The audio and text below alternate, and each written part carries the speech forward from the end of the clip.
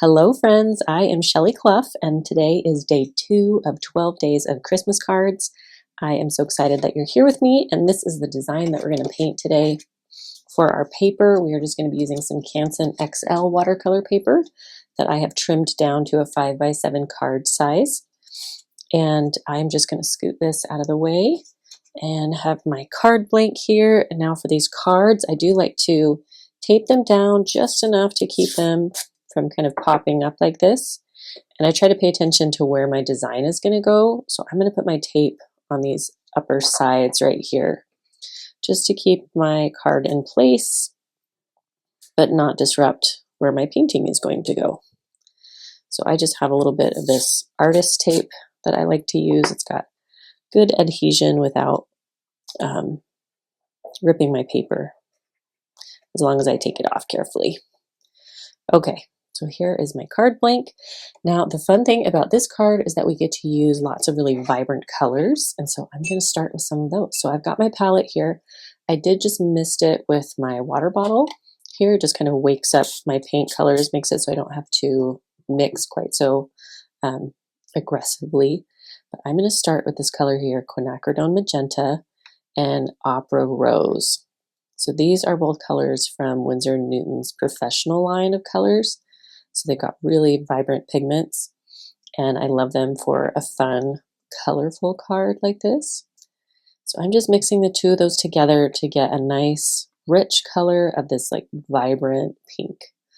Opera rose is such a pretty color. By itself, it's almost a little too fluorescent, but if I add a little bit of quinacridone magenta, I feel like I'm happy with that. So I'm going to start there, and I am going to put my first tree down. So the vibe I was going for these trees, you know, those bottle brush trees, have you ever seen those? I love when people have colorful Christmas decorations, and these bottle brush trees, I've seen them in these playful kind of fluorescent colors. So that's where this inspiration comes from. So you can see I just did a straight line down, and then I am just zigzagging my brush back and forth down this stick, and I'm not getting super wide. I want to keep these kind of tall and skinny. And I'm just going to drop a little extra color here and there, kind of in the middle, just so that there's some, it makes it a little more interesting to look at. And I'm just kind of sliding my brush back and forth across that middle stem. Okay, and I'm going to stop just a little before the bottom, so I can add a little bit of a fade down there at the bottom. I'm just going to tap some of that color. And for this, I forgot to mention, this is my size 6 Aqua Elite brush. And it's got that nice long, thin point on it, so it's good for these kind of zigzaggy motions. So now, while I've still got this color mixed up, I'm going to go ahead and add one more tree in this color. I'm just going to scoot this here so we can see it a little bit. And now I'm going to do another one. What I want to do is just vary my heights a little bit. So I want to make this one a little bit lower, just kind of doing a really skinny little line down. It's okay if it's got breaks in it. And then a little bit from the top. So I'm not starting at the very top. I'm going to come down just a little bit and start making my zigzags. So the first couple are just little tiny marks, and then zigzag those down, just making sure to leave some white space there. The white space in between is really what helps the shape of these pop out. So I'm just sort of laying my brush on its side, zigzagging that back and forth. Actually, I am going to go ahead and just take these all the way down to the bottom. Okay, so there's those two. And now I am going to go in with another color. I am going to go with this Prussian blue color. Prussian blue is a really bright, kind of happy blue. If blues could be personalities, this would be a happy one. And I'm mixing up a little puddle of that, making sure I've got some water in there, and then I'm going to add a few more trees. So I like to do little ones on the side here, so I'm just going to make a little one down over here, and then start those zigzags.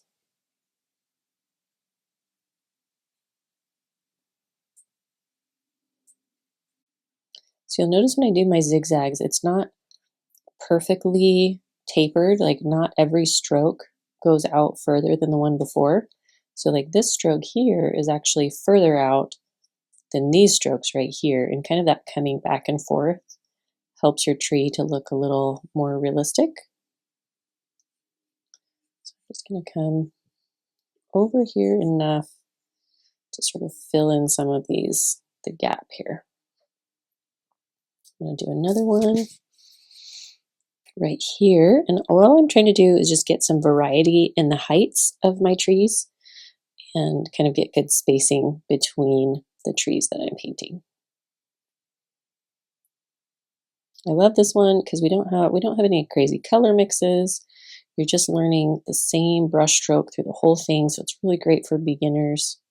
You see here we got some fun little purple happening there. I like that. See that? Okay. I'm gonna make that go just a little bit higher, kind of like that. Now I think I can squeeze one more little tree over on this side. So I'm going to come down here, and I'm just being careful not to put my hand in the wet trees. I do it all the time, but just be mindful of that. If you tape this to a board instead of to your tabletop, then you can rotate this while you're painting, which can be nice. Zigzagging all the way to the bottom there. Okay, and now I've got a spot left for this is going to be my turquoisey tree. The color I'm using for that is Viridian Green. So I'm just getting a nice puddle of that going. And normally Viridian Green, I mute that color down with something like a brown. But for this painting, we get to stick with these super playful, concentrated colors, which is fun. So I'm just going in with straight Viridian Green. And I am going to make this one, maybe I'll make this one the tallest. Let's see, I'm trying to decide what height is going to look nice here. I think I'm going to make it a little taller than that first pink tree. So I'm going to make my line here, just sort of giving me a placement. And then start my little zigzags. Again, just really tiny little strokes up on top. And get a little bit wider as I go.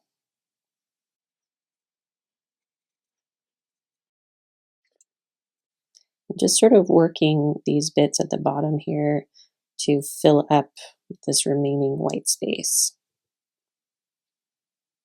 All right, and then I'm just going to add a little extra here and there to get some fun color variation in there.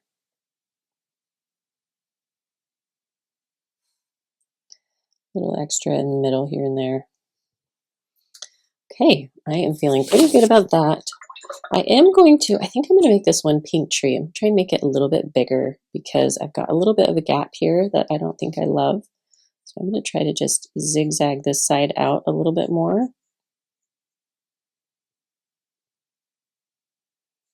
Just a little bit. There we go.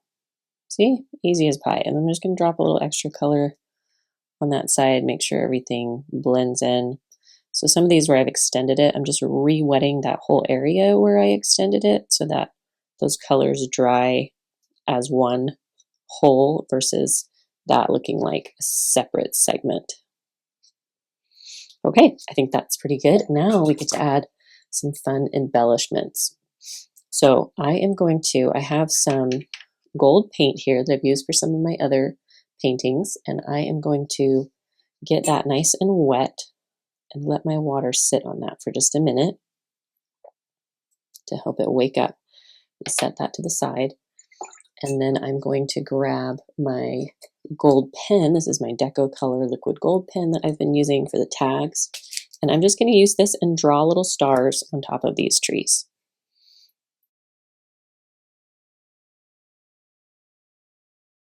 Okay. There are my cute little stars. This is coming together. Now for my gold, this is going to be my splatter that you can kind of see on this finished piece. So I'm just going to take this gold that I've been activating and make a puddle on my palette with it. And I've got this linked down below. It's just a little independent seller that I found that sells these. And I'm just working my brush in there enough so that it's a liquidy puddle. So for splatter to work, your pigment has to be liquidy. And then I really swirl my bristles in there to get it loaded with the paint. And then I just sort of scoot things out of the way that I don't want to be gold and put my finger out. I'm going to tap my brush on my finger. Here's my fun little gold splatters.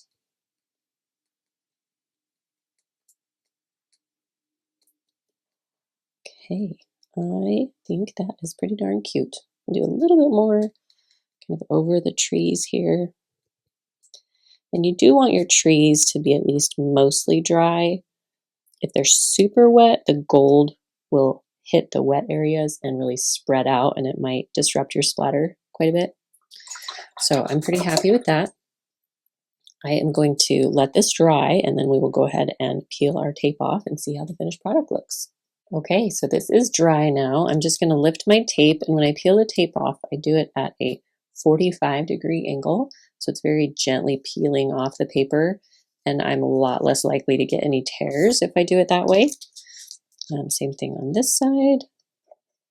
Just going to gently pull at that 45-degree angle.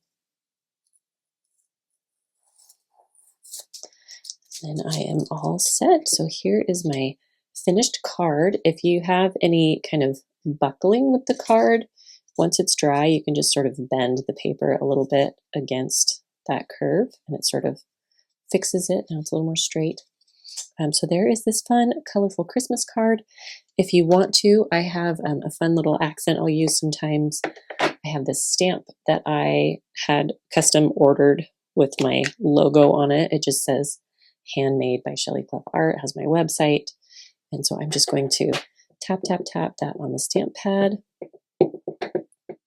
You could also just do a little signature on this, or maybe on the back. You don't have to do any of this, but I'll just flip that over, do that on the back. And there is my card with its cute little stamp on the back. So I'll use this for cards and bookmarks and stuff. But there is day 2 of our Christmas cards. So I hope you are having fun with this series. I would love to see any of the work or hear how you are enjoying it. Please stay tuned, subscribe to the channel if you're not yet, and we will see you in the next video. Thanks so much for watching.